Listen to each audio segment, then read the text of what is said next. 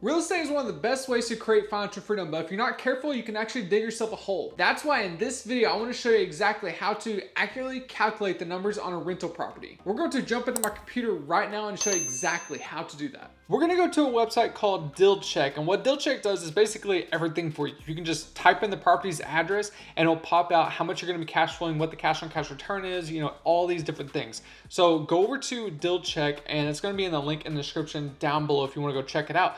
But I want to show you exactly what this can do for you and show you how to accurately calculate the numbers on a rental property. So whenever you're at DealCheck, this is what you're going to be presented with. You're going to have a new rental property. This is all you're going to have to do is you're going to have to create a template. I'm going to show you exactly how to do it. You can even copy exactly what I have because it's going to be basically the same for everyone. You can go in and make tweaks if you want to. So you can go over here, and whenever you're presented with this screen, you're going to go over to settings. You're going to click on it and it's going to pull up the rental templates. You can already see that I have my calculator in here. It's called Financial Freedom Calculator, and I'm always going to use it. But what you're going to do is you're going to go over there and click on the add button, and you're going to be presented with this. So I'm going to click on my Financial Freedom Calculator. You can name it, put it in the description. I put it in always use because I'm always going to use this calculator because it's fantastic. It saves you tons of time. What we're going to do is I'm going to scroll down. This is exactly what you're going to be doing. Whenever you're coming to your finances, whenever you're getting to a loan from the bank, you're going to typically be putting a 20 to 25% down on the property. So whenever you decide you want to put 25% down, you can actually come in here and edit it. And then whenever it comes to the rate, you're going to come in here and edit the rate too. Loan term, it's obviously going to be 30 years unless you want to do a 15-year loan. We're not going to factor in financing the rehab costs or the PMI. We're just going to assume that this property is going to be as is. And I'm going to pull up a property and show you exactly what all this is going to be doing for you. We're going to scroll down. We're going to see purchase cost. It's going to be 1% of the purchase price. Why is that? Because that's what the closing costs typically are. Now we're going to scroll down. Again, like I said, the rehab costs, we're going to put it as 0 because we're just going to assume that the property, it's already rehabbed and it's rent ready. So again, we're going to continue to scroll down. Rental income, we're going to collect the monthly income. Monthly, obviously, we're going to have the vacancy as 5%. This is where you're going to want to pay attention because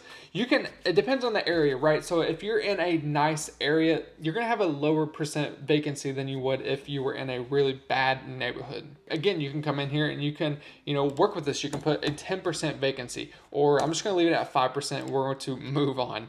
And now operating expenses, this is where it gets tricky. Again, you can copy everything that I have on here. It's basically the same for everyone. And when I say the same for everyone, I mean this can be across the board, and then you can go in and edit, hey, if I have a property in a C-class neighborhood, it's in a worse neighborhood than it's in a worse neighborhood than I normally buy, and you can go in here and you can edit this stuff. This is just placeholders, but this is a great starting point. So we're gonna go here to operating expenses. We're going to click on edit. It's going to pull up everything that comes with owning a rental property, like property taxes, insurance, property management, repairs, capital expenditures.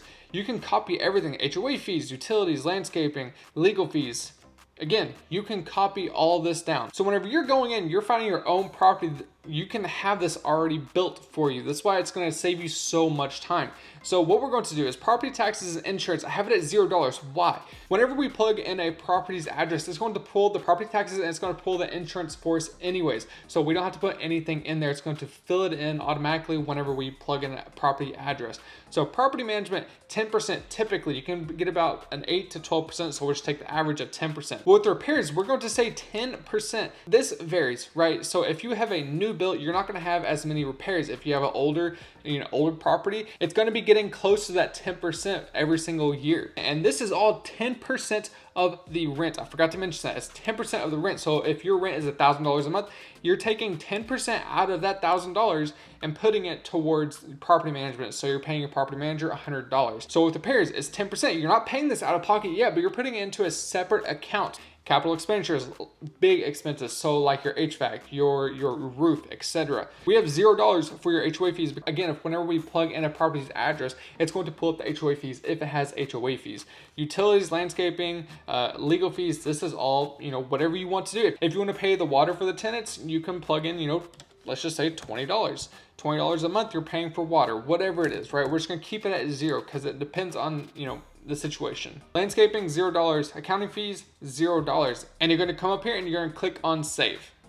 Now that we have our rental template, we can go in and add a property. Now let's just find a property. We're gonna go back to our main screen where we were picking our calculators, and I had you set this up. So we're gonna use our financial freedom calculator. We're going to import property data. This is the screen you're going to be presented with. Now, I've already found a property. I don't know anything about it. I'm just going to put in the address. It's up here in Zillow. I just random city, random state, whatever. We're going to just find out if it's going to be a good enough property for us. So we're going to just copy this address right here. We're going to go over back to DealCheck.com, and we're going to plug in the city's address.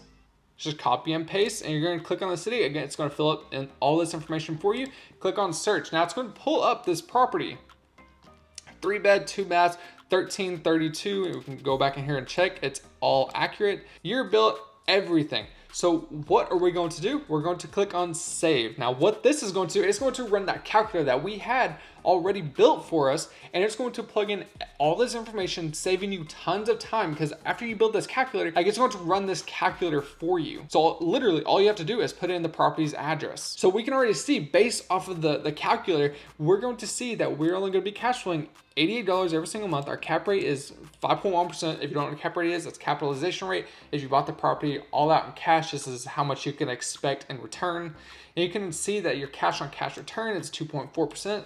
That's not my criteria. It's a horrible cash on cash return. And here's just some more information for you. You can see the amount financed. What is that? It's basically taking the down payment minus the purchase price. That's how much you're getting a loan for. This is how much you're going to be needing for a down payment.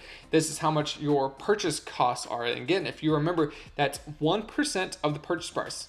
Let's look at that, 1% of the purchase price. After that, you can see this is how much cash you're going to be needing at the closing table whenever you buy this property. If you're going to buy it, if you're going to buy it as an investment property, I highly suggest you not do it, because the cash on cash return is so low. You can scroll down, you can see all the different types of information it's going to give to you. Now, how do you know how much this property rents for? You can go up here and click on edit property. It's going to show you everything that you had in your calculator. So if you decide you want to, put a 25% down payment on it, if your interest rate is a 2%, whatever it is, loan terms, let's just say 15 years, you can go in here and edit literally everything. This is exactly what I want to show you right here. Gross rent, $14.66. How does it know that? Go over here to view recent rental comps. When you click on it, it's going to actually give you, it's going to give you comps of properties that are being rented right now. And you can see from RentCast rent estimate, it's $14.66. The average listed rent is $14.55. You can see from RentCast, it's going to be $14.66 for the rent, and you can see the average listed rent is $14.55. What DealCheck is doing, it's pulling comps based off of the 2404 Marble Court. It's pulling from 3 beds, 2 baths, 1,300 square foot rental comps. So what that means is basically houses that are similar to this property, 3 beds, 2 baths, 1,300 square foot. It's giving us a rental estimate of $14.66. So you can just go back and that's it. And now you can see with a 25% down payment, a 2% interest rate, and a 15-year loan term, go back up here to property analysis. It's going to run the calculator again, and you can see that you're now negative cash flow every single month. You have a negative cash on cash return, obviously. That's the accurate way to calculate the numbers on a rental property. Again, if you want to go check out DealCheck, it's going to be in the description down below. Again, completely for free unless you want to pay to see the property owner's information. And I have a discount code down below if you want that as well. If you want to learn more about real estate investing and how to achieve your financial freedom sooner, go ahead and hit that subscribe button down below and click the bell icon to get notified when I upload a new video just like this one, helping you achieve that financial freedom sooner. If you're getting value out of this video already, go ahead and hit that like button for me.